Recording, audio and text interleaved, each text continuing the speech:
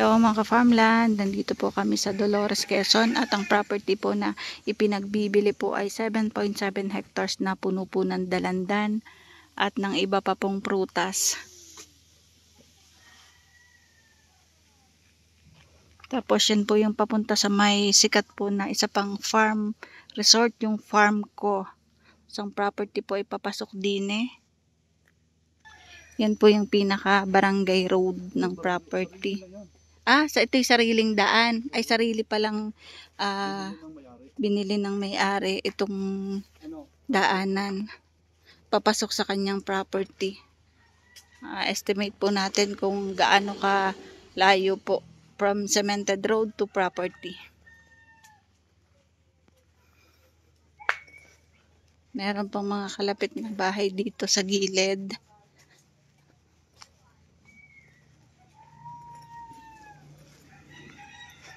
So makakapasok po ang mga 4 wheels tsaka po mga motor at tricycle papunta po dun sa property. Ayan po ang mga kalapit po ng property. Ito daw po ay madaming tanim na dalandan. Baka po makakabili tayo ng dalandan dyan. Yan po, kita po ang Mount Banahaw.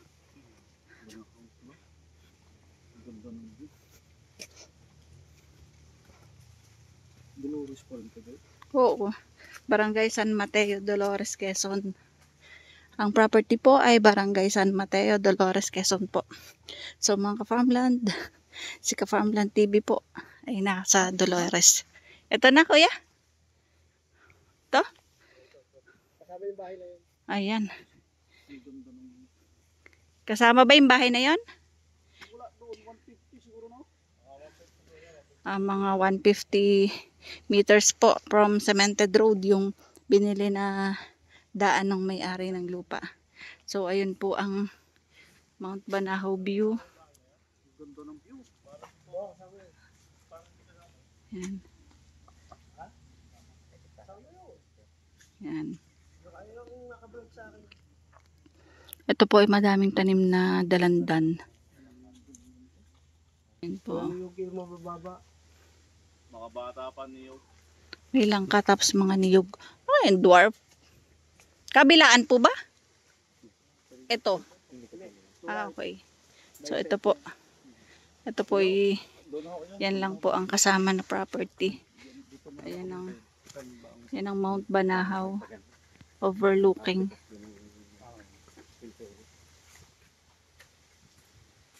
Kitang-kita po lang din. Oo, ang ganda. Yan, ito po ay ito po ay kasama pa sa property pero iba na kabila na po yan. Nasa 4,000 po na puno ng dalandan. Ang lansones. Kuya, nasa ilan ang lansones? Para mga ano yan,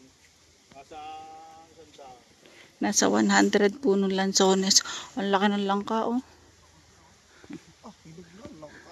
May bitak na. sarap ng dalhin.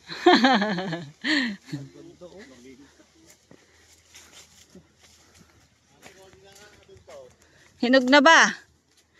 Yan, madami din pong tanim na niyog. Ay na.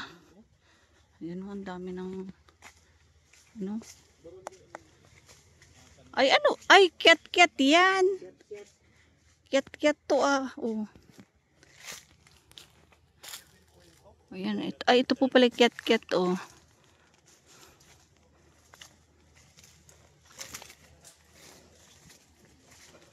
Ayan nga lang po, medyo may sukal. Nasukal lang ano, madami pong spinach. Ayan o. Kiat-kiat. Ito po yung tinatawag na kiat-kiat. Ang dami pong bunga.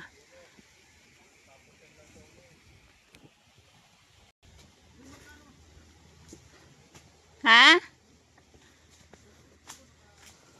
Yan kami, nandito lang kami mga farmland sa gilid kasi medyo masukal. Hindi po pa. Ito po ang tanim ay dalandan at kiat-kiat. Ba't wala na? Naka-harvest na ng dalandan?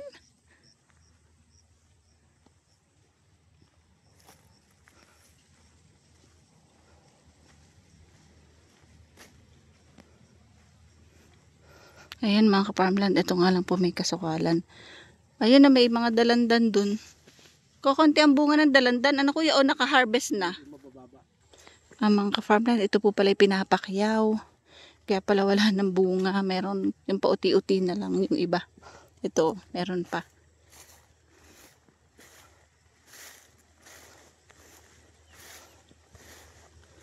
Ayan. Parang may laman pa kaya ito. Nasa 4,000 po ang laman ang tanim dito.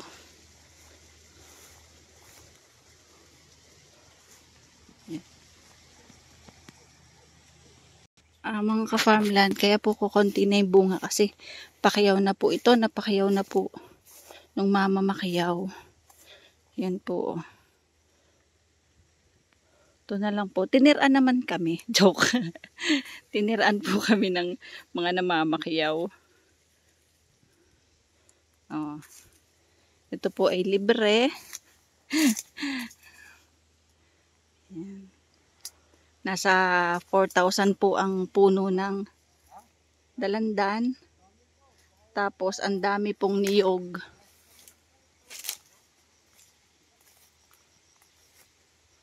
Sayang.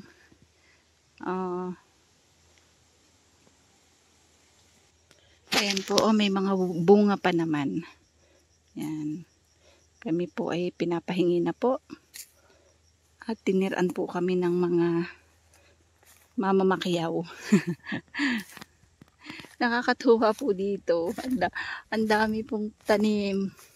Although hindi po ganyan siya kalinis, pero napapakinabangan po at income generating. Ayan pa po, ang dami pa pong bunga. Ito po, ang dami pong bunga, mga hinog na siya. Oh.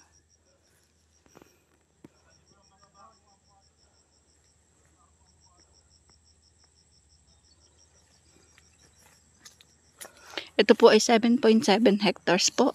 Napuno po ng niyog tsaka po ng mga dalandan at kiat-kiat.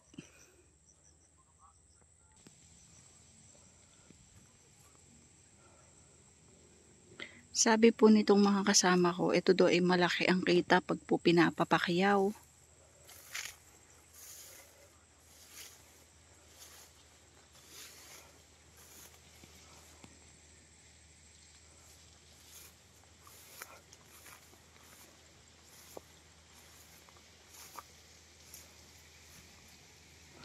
Bukod po sa lansones, niyog tsaka po saging. Madami pa po itong tanim.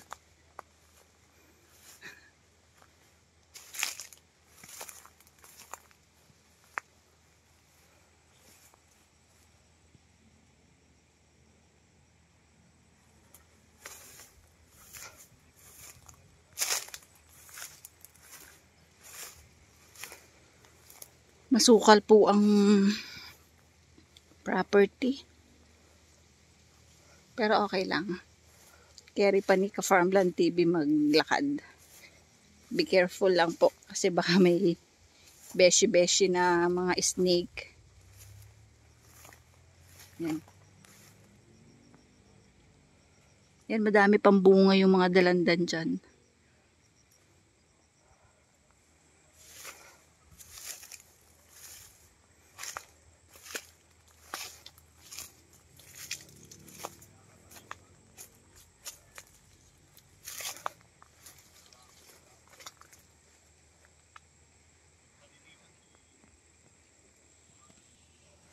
Yan po, itong part na ito, oh, madami pong bunga.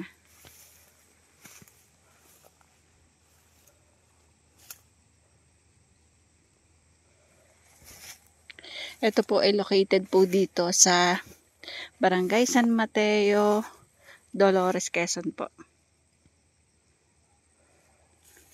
Patag ang property, titulado po, may sarili pong daan, madami pong tanim na mga dalandan at niyog, kiat-kiat, langka. 7.7 hectares po, titulado. Flat.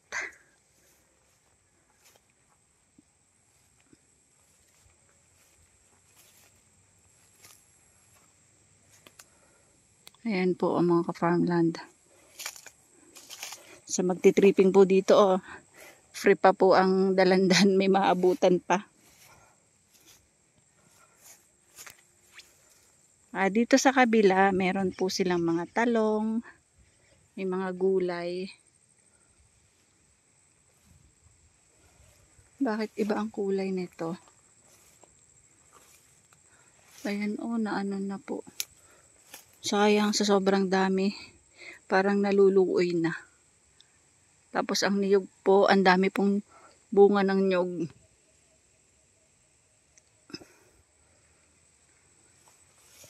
Patuwa ang property na ganito eh. Yan ang lawak nito mga ka-farmland. Puno po ng dalandan. Ito po ay titulado, tapos buhay po ang may-ari. Ayan, ito naman po ay may mga talong. At ayan po ang Bundok Banahaw.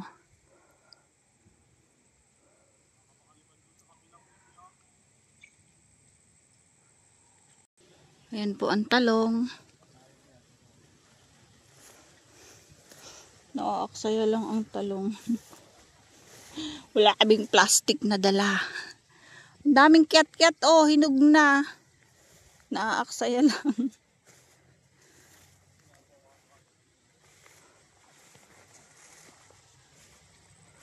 Yan. Ay, may tipaklong.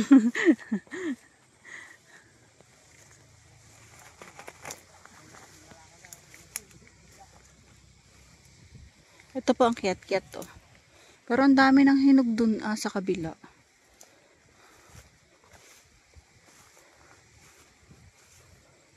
Yan po ang kiat-kiat.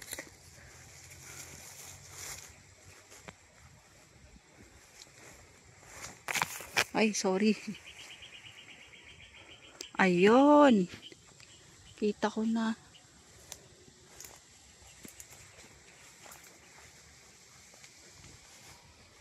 Tapos dito sa kabila ay sili. Yan o, may mga sili.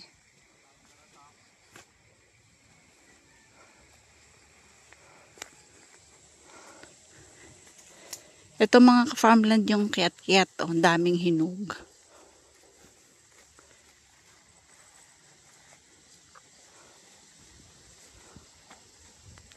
Yan, kiat-kiat po yan. Ang dami pong hinog.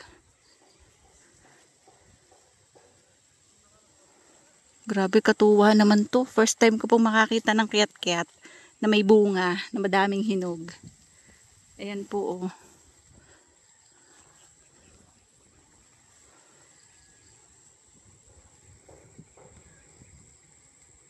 Ayan, mga kiat-kiat po.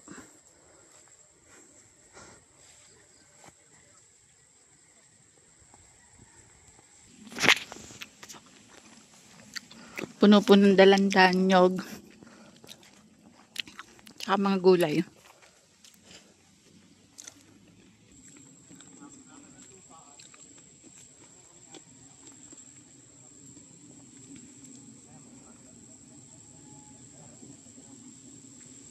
Kagandahan po sa property ay patag.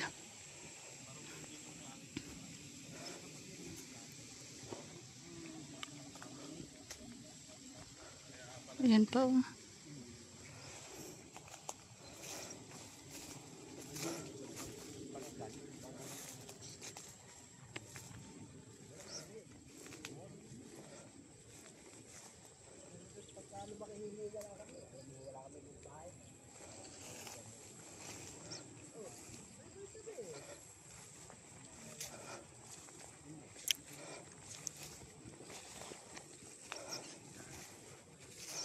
Laki po ng income ng may-ari nito.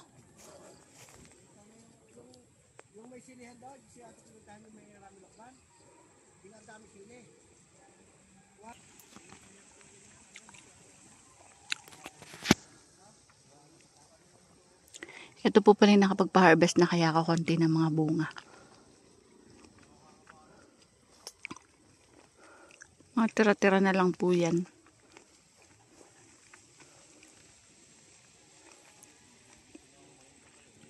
Patag na patag po.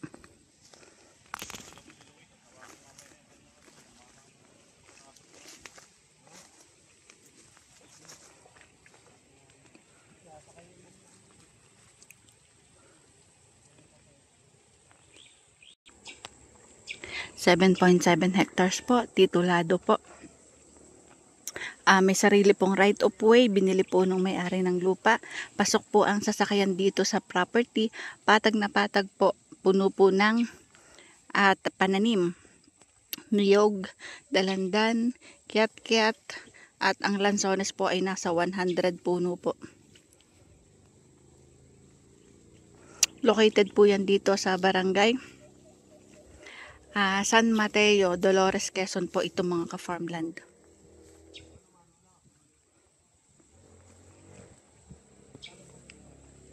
Income generating po ang property.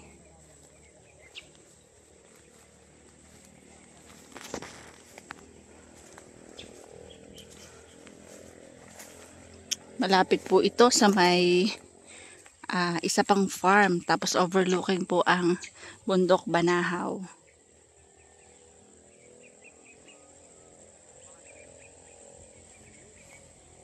May tubig po, meron din pong kuryente. Paano mga farmland? Bye bye po. See you for the next videos. God bless po sa ating lahat. Bye bye.